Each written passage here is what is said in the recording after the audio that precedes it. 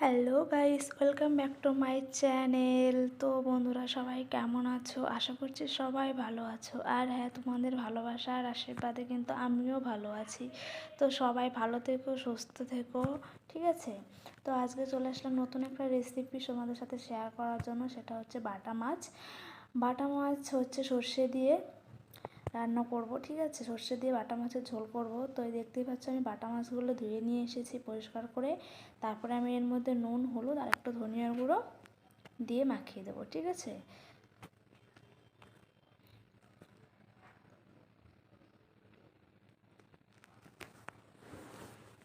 তো এবার আমি হচ্ছে মাছটাকে ভালো করে মাখিয়ে নেব, ভালো করে ঝাঁকিয়ে ঝাঁকিয়ে মাখিয়ে নেব, ঠিক আছে?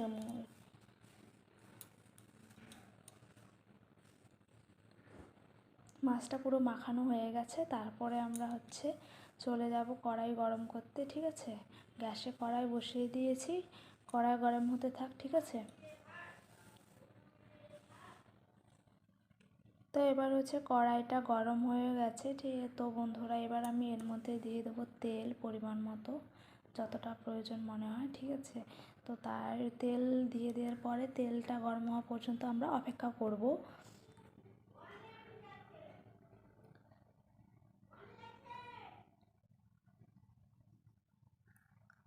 দেখতেই পাচ্ছ বন্ধুরা, তেল গরম হয়ে গেছে। এবার আমি হচ্ছে গরম তেলে একটা একটা করে মাছগুলোকে দিয়ে দেব।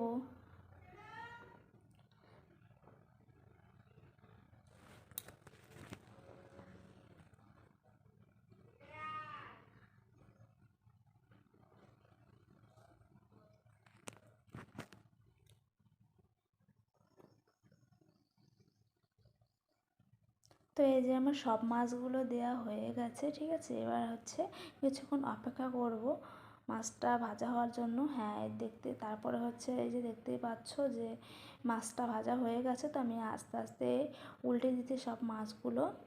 তো একটু সাবধানতার সাথে মাছটা ভাজবে যাতে ভেঙে না যায়। আর হচ্ছে এই মাছটা কিন্তু খুব কড়া করে ভাজতে হবে না, ঠিক আছে? যেহেতু এটা সর্ষের সাথে করব, তো বেশি কড়া না করলেই হয়, ঠিক আছে? মিডিয়ামভাবে ভেজে নিলেই হয়। আমি কিন্তু এখানে এই মাছটা একটু কড়া কম করে ভাজবো, আর এর পরে যে মাছটা ভাজবো ওইটা একটু কড়া করে ভাজবো, কারণ ওটা আমি পরে করব। আর হচ্ছে এই মাছটা এখন করব, সেজন্য বলেই দিলাম তোমাদেরকে যে সর্ষের সাথে যে মাছটা করব এই মাছটা একটু হালকা করে ভেজে নেব। তো এভাবে সবগুলো উল্টে পাল্টে দিয়ে আমি ভালো করে ভেজে নেব। তো সরি বন্ধুরা, এই জায়গায় একটু আমার অসুবিধা হয়ে গেছিলো, জানি না কিভাবে এরকম ব্ল্যাক চলে এসছে। যাই হোক, এটা আমি কাটতে পারিনি, তো তার জন্য সরি।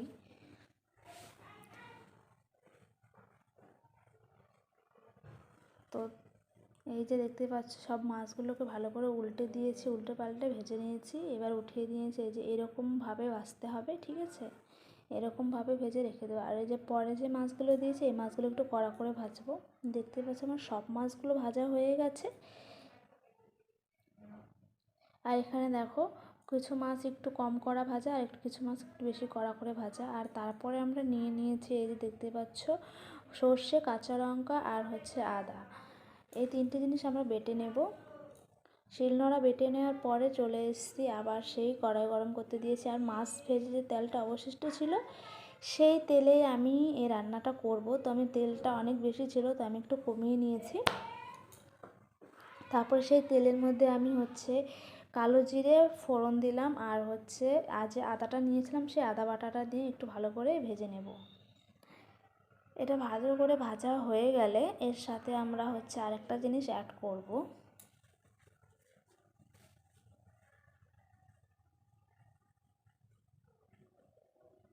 তো এর সাথে আমরা হচ্ছে কিছুটা টমেটো, মানে একটা টমেটোর হাফ টমেটো অ্যাড করলাম। এটা চাইলে দিতেও পারো, নাও দিতে পারো, অসুবিধা নেই। তো আমার মনে হলো তাই আমি দিলাম। তো হাফ টমেটো অ্যাড করার পরে আমরা হচ্ছে দিয়ে দিলাম যে আমাদের সর্ষে যেটা বেটে রেখেছিলাম সেই সর্ষে বাটাটা, ঠিক আছে? এটা দিয়ে ভালো করে নেড়ে চেড়ে কষিয়ে নিতে হবে।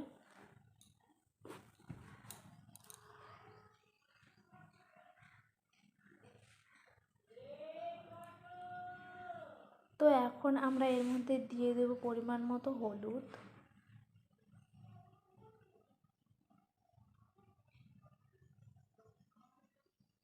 তারপরে এর মধ্যে দিয়ে দিলাম একটু জিরে গুঁড়ো আর হালকা করে ধনে গুঁড়ো। বাস এবারে সব কিছুকে একসাথে ভালো করে মিশিয়ে নেব।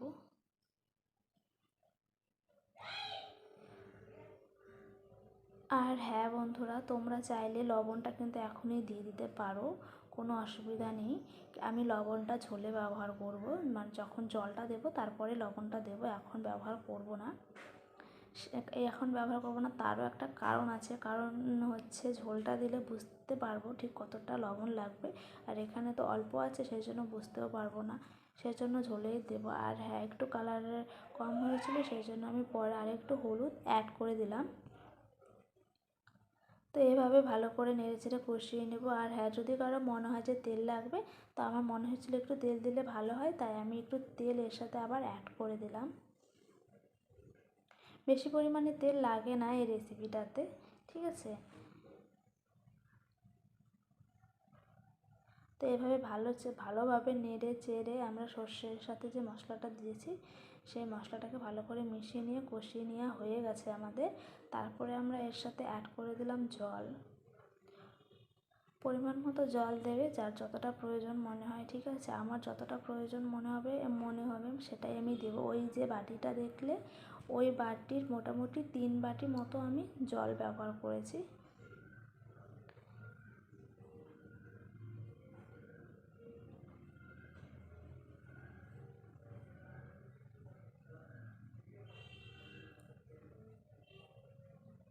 তো বন্ধুরা, এই যে দেখতেই পাচ্ছ কত সুন্দর ফুটছে। তো এই পর্যায়ে আমরা দিয়ে দেব লবণ। যার যতটা প্রয়োজন মনে হয় সে ততটাই দেবে, ঠিক আছে। তো এই পর্যায়ে আমরা লবণ দেওয়ার পর একটু ফুটবে, তারপরে আমরা মাছটা দেব। কারণ সবাই জানো সর্ষের তরকারি বা সর্ষের ঝোল বেশিক্ষণ ফোটাতে নেই, কারণ তেতো হয়ে যায়। তো তারপরে এই যে দেখতে পাচ্ছ, এই পর্যায়ে আমরা মাছ দিয়ে দেব। আর এখানে আমি দুটো গোটা বাটা মাছ রেখেছি, আর বাটা মাছ আর মাছগুলোকে আমি মাঝখান থেকে ভাগ করেছিলাম, তো সেইখান থেকে দুইটা লেজের দিকটা আমি দিলাম, ঠিক আছে। তারপরে সাথে দিয়ে দিচ্ছি আমি দুটো কাঁচা লঙ্কা চেরা। এইভাবে আমি আর একটু ফুটিয়ে নেব, ফুটিয়ে নেওয়ার পরে নামিয়ে নেব।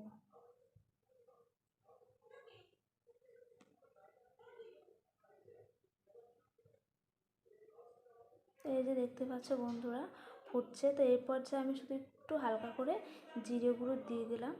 এটা তোমরা চাইলে দিতেও পারো, নাও দিতে পারো, কারণ আমরা প্রথমে কিন্তু দিয়েছিলাম। তো আমার আমরা খাই সবসময় মাছের ঝোলে নামানোর আগে একটু জিরে গুঁড়ো, তার জন্য আমি এটাতেও হালকা করে দিলাম। তো এই যে দেখতে পাচ্ছ পুরো রেসিপিটা রেডি হয়ে গেছে। এবার এটাকে নামিয়ে নিব। আর এই যে দেখতেই পাচ্ছ আমি নামিয়ে নিয়েছি, এই যে। তো দেখতেই পাচ্ছ কত সুন্দর। এটা কিন্তু এখন গরম ভাতে খাওয়ার জন্য একদম রেডি। শুধু গরম ভাত সামনে নাও আর ঘপা মুখে ঢোকাও, আর খেতে তো খুবই সুস্বাদু হয়, তোমরা জানোই। কারণ যারা যারা বাটা মাছ দিয়ে সর্ষে দিয়ে খেয়েছে তারা অবশ্যই জানে।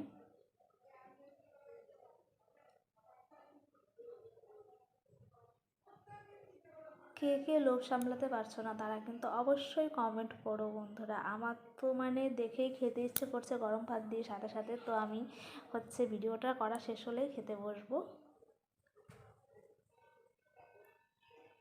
দেখতে পাচ্ছ কত সুন্দর, একটা তরকারির সুগন্ধ বেরোচ্ছে। আর দেখতে পাচ্ছ গরম তরকারি পুরো দেখে বোঝা যাচ্ছে যে উপর দিয়ে ধুমো উঠছে, ঠিক আছে। তো বন্ধুরা, সবাইকেই বলছি রেসিপিটা কেমন লাগলো। সবাই আমার যদি ভিডিওটা ভালো লাগে, সবাই আমার চ্যানেলটাকে সাবস্ক্রাইব, লাইক, কমেন্ট, শেয়ার অবশ্যই করো। আর হ্যাঁ, তোমরা এভাবে পাশে থাকোই বলে আমরা আরও নতুন নতুন ভিডিও তৈরি করার ইচ্ছে জাগে। তো সবাইকে বলছি প্লিজ আমার চ্যানেলটাকে সাবস্ক্রাইব করে দিও, আর লাইক কিন্তু অবশ্যই করবে।